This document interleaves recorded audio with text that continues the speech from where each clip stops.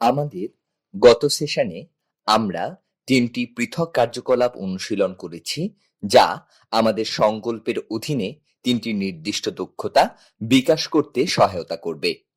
আশা করি আপনারা সকলেই কার্যকলাপসমূহ অনুশীলন করেছেন।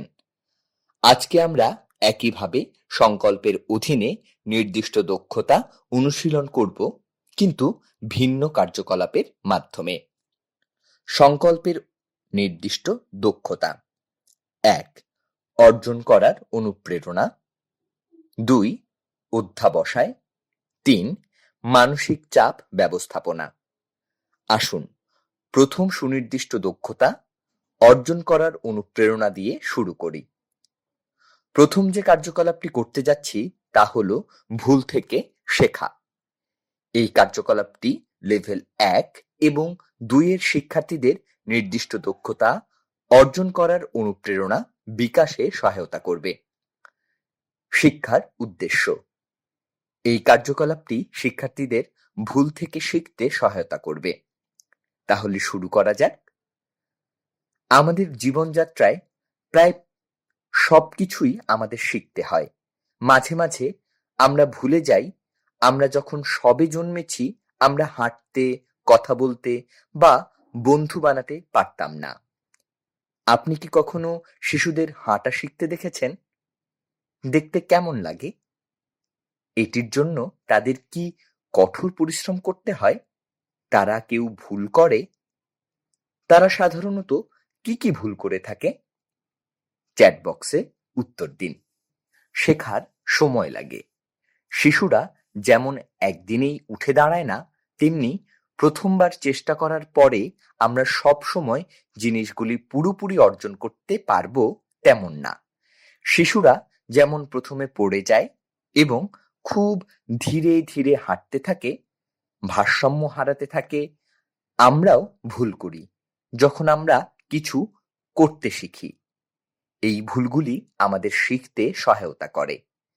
আমাদের ভুলগুলির জন্য ধন্যবাদ। আমরা আমাদের কাজগুলিকে উন্নত করতে পারি। কোনো শিশু প্রথম চেষ্টায় ভালোভাবে চলতে না পারলে কেউ তার সমালোচনা করে না, বা যখন সে তার প্রথম কথা বলে তখন পুরোপুরি কথা বলতে পারে না। এখন আমরা পেঁচার ছবি আঁকতে যাচ্ছি। আপনি পেঁচা আঁকতে জানেন? আসুন আপনার নোট বইয়ে আঁকার চেষ্টা করি। ছবিটি শেষ করতে আপনার কাছে ৫ মিনিট সময় রয়েছে।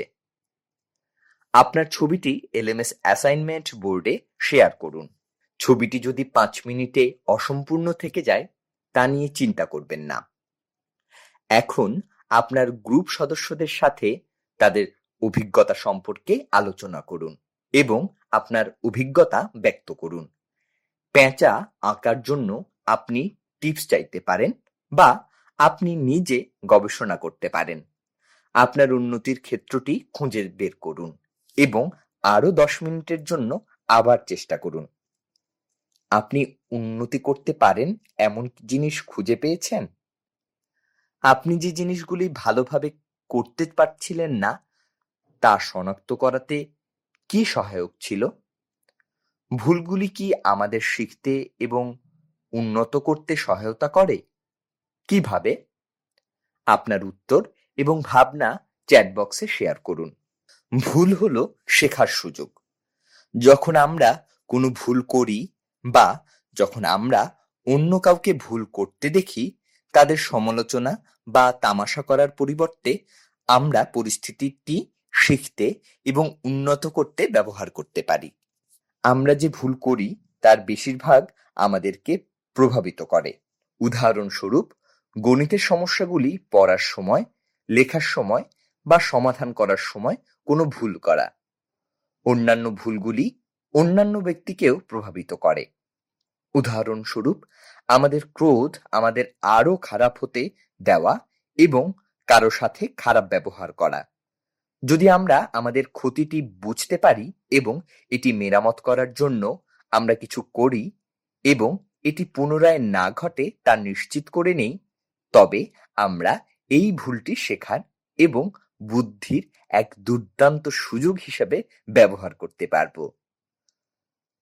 অধ্যবসায়ের নির্দিষ্ট দক্ষতার অধীনে আমরা এখন আমাদের পরবর্তী ক্রিয়াকলাপে চলে যাব।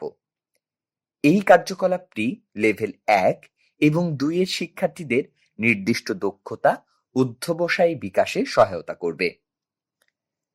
শিক্ষার উদ্দেশ্য: বিপর্যয় দেখে নিরুৎসাহিত হবেন না। আমরা একটি কৌশল অবলম্বন করতে যাচ্ছি।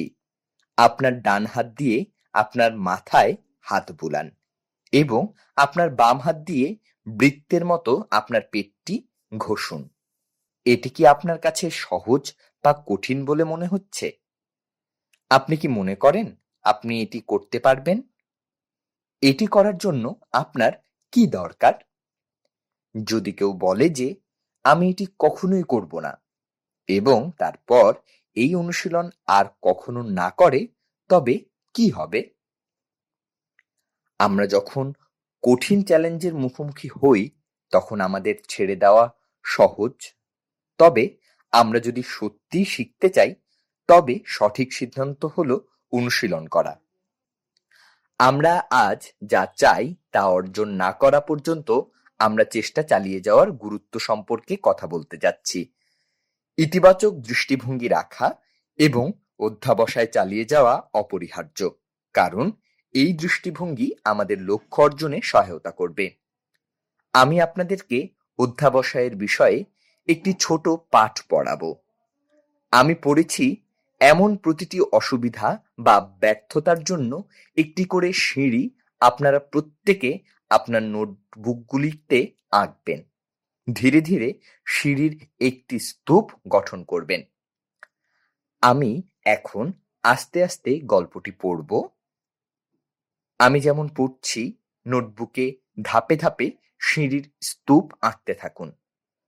প্রতিটি পদক্ষেপের জন্য বুলেট পয়েন্টে লিখুন মূল চরিত্রটি কি অনুভব করছে। আমি গল্পটি শেষ করার পরেই মোট পদক্ষেপগুলি গণনা করুন এবং সর্বোচ্চ পদক্ষেপে বড় অক্ষরে লিখুন, হ্যাঁ, আমি পারি। এটি এমন একজন ব্যক্তির সত্যিকারের গল্প যিনি আমেরিকার যুক্তরাষ্ট্রের রাষ্ট্রপতি হওয়ার স্বপ্ন দেখেছিলেন। তার বয়স যখন 31 বছর, তিনি ব্যবসায় ব্যর্থ হন। 2. 32 বছর বয়সে একটি নির্বাচনী প্রচারে পরাজিত হয়েছিল। 3. তিনি 34 বছর বয়সে আবার ব্যবসায়ে ব্যর্থ হন। 4. তার বয়স যখন 35 বছর, তখন তার স্ত্রী মারা যান। 5.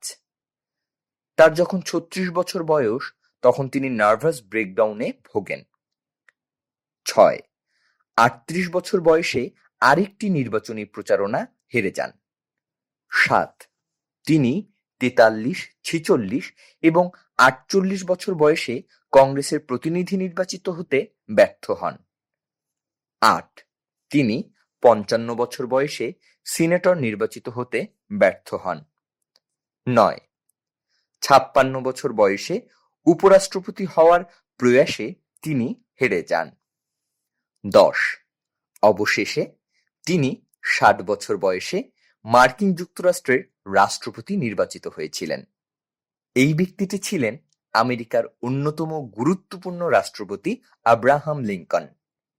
তিনি দাসত্বের অবসান ঘটিয়েছিলেন, সরকারকে শক্তিশালী করেছিলেন এবং তার দেশের অর্থনীতি আধুনিক করেছিলেন। নিম্নলিখিত প্রশ্নগুলির উত্তর চ্যাট বক্সে শেয়ার করুন। 1.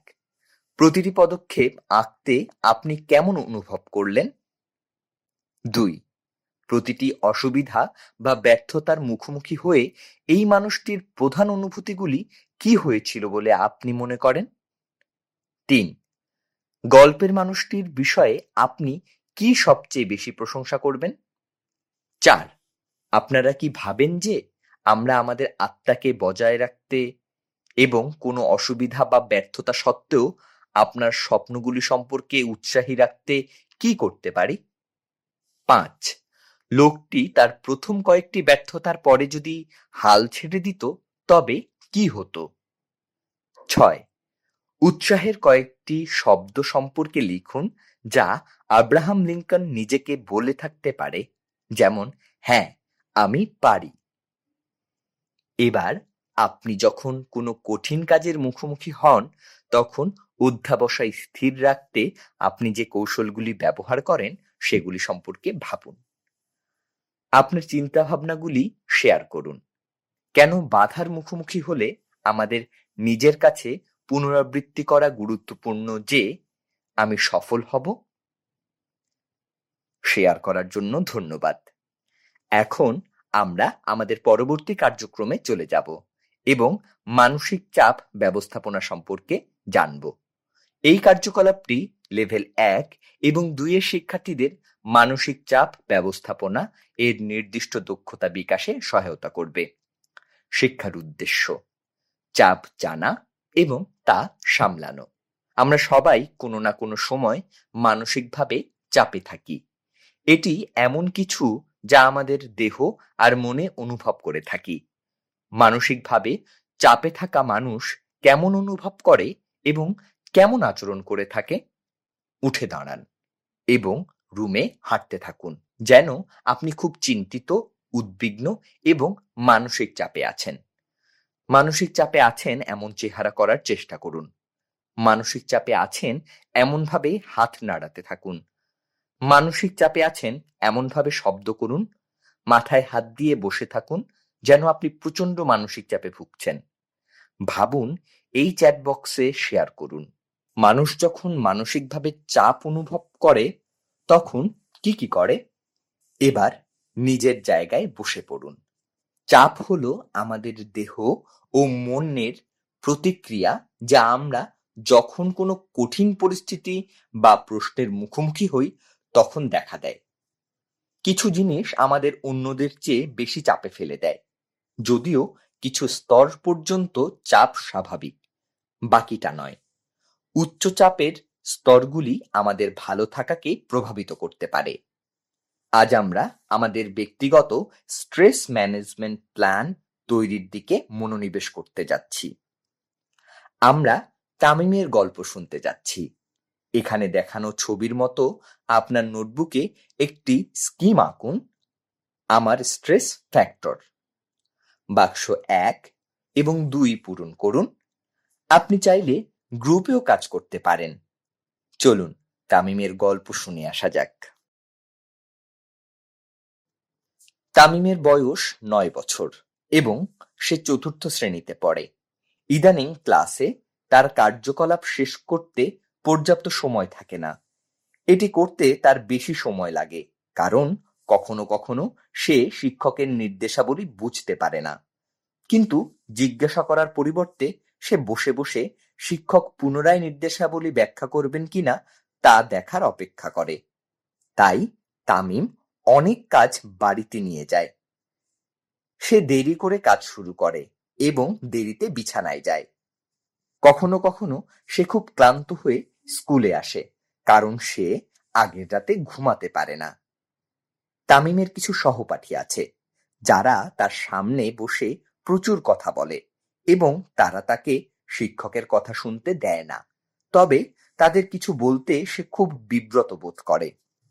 তামিমের এক সহপাঠীও রয়েছে যে তার কাছাকাছি বসে এবং সে সবসময় নির্দেশাবলী বুঝতে এবং তার কাজটি দ্রুত শেষ করে থাকে। এতে তামিম চাপ অনুভব করে। ইদানিং সে ক্লাসের শুরুতে অনেক বেশি অস্থির এবং নার্ভাস থাকে। তার উপর একটি গুরুত্বপূর্ণ পরীক্ষা আসছে এবং তামিম এর জন্য খুব বেশি অধ্যয়ন করতে সক্ষম হয়নি। কিছুদিন আগে সে কাঁদতে শুরু করে, তবে কি ভুল তার শিক্ষক বুঝতে পারেননি। কি চলছে তা কাউকে বলার মতো তামিমের মন ছিল না। এই পরিস্থিতি শুরু হওয়ার পরে সে তার প্রিয় সঙ্গীত শুনতে এবং তাতে নাচতে বন্ধ করে দেয়, যে দুটি জিনিস সে করতে পছন্দ করত। এখন তামিমের স্ট্রেস ফ্যাক্টরগুলি এবং তারপরে নিজের জীবন সম্পর্কে চিন্তা করুন এবং আমাদের বাক্স 1 এবং 2 পূরণ করুন। এই কারণগুলিতে স্কুল সম্পর্কিত চাপ জড়িত হওয়া উচিত। গল্পটি পুনরায় শুরু করা যাক। এখন 1 মাস কেটে গেছে। তামিমের কিছুটা ভালো লাগতে শুরু করেছে। সে তার বাবার সাথে কথা বলে, যিনি শিক্ষককে তার জায়গা পরিবর্তন করতে এবং তাকে ক্লাসের সামনের দিকে রাখার পরামর্শ দিয়েছিলেন, যাতে এসে আরো ভালো শুনতে পারে। যদিও এই পরিবর্তনটি সমস্ত শ্রেণীর জন্য নয়। এখন তামিম যখন কিছু বুঝতে পারে না, তখন জিজ্ঞাসা করে। সে পাশের সহপাঠীর কাছে সাহায্য চায় বোঝার জন্য, বা কখনো কখনো সে সুন্দরভাবে তার কোলাহলপূর্ণ সহপাঠীদের বলে পড়াতে বাধাগ্রস্ত না করতে। যদিও তিনি ততটা কাজ বাড়িতে আনে না, তবুও কখনো কিছু কাজ বাকি থাকে, যা নিয়ে কাজ করতে দেরি হয় তার। নিজেকে শান্ত করার জন্য সে গান শোনে, মাঝে মাঝে নাচার খানিকটা বিরতি নেয়। শেষ দুটি টেস্টে ভালো প্রস্তুতি অনুভব করে তামিম। এবার বাক্স ৩ এবং ৪ পূরণ করুন। ১. তামিম অন্যদের কাছ থেকে কিভাবে সাহায্য পেত? ২. সে নিজে নিজে কি সমাধান বের করে? ৩. এখন সে যে আবার পড়ার সময় গান গায় এবং নাচে, তাতে সে কি সাহায্য পেয়েছে বলে মনে করেন? এলএমএস অ্যাসাইনমেন্ট বোর্ডে আপনার টেবিলের একটি ছবি শেয়ার করুন। আজ আমরা ৩টি পৃথক কার্যকলাপ অনুশীলন করেছি, যা আমাদের অর্জনের অনুপ্রেরণা, অধ্যাবসায় এবং মানসিক চাপ ব্যবস্থাপনার মাধ্যমে সংকল্প দক্ষতা বিকাশে সহায়তা করবে। এখন আমি আপনাদের সাথে বাড়ির কাজের জন্য কয়েকটি প্রশ্ন শেয়ার করতে যাচ্ছি। আপনি আপনার উত্তরগুলি আমাদের এলএমএস চ্যাট বক্সে শেয়ার করতে পারেন, বা আপনি আমাদের এলএমএস অ্যাসাইনমেন্ট বোর্ডে ফটো বা ফাইল সংযুক্ত করতে পারেন। ১. আপনার জীবনে আপনি এবং বাচ্চারা কখন এই কার্যকলাপগুলি ব্যবহার করবেন? ২. আপনি এলসিতে কোন কার্যকলাপটি ব্যবহার করবেন? ৩. আপনি কিভাবে এই কার্যকলাপটি ব্যবহার করবেন? ৪. বাচ্চাদের প্রয়োজন অনুসারে কার্যকলাপে আপনি কি কি রূপরেখা এবং পরিবর্তনগুলি করবেন? ৫.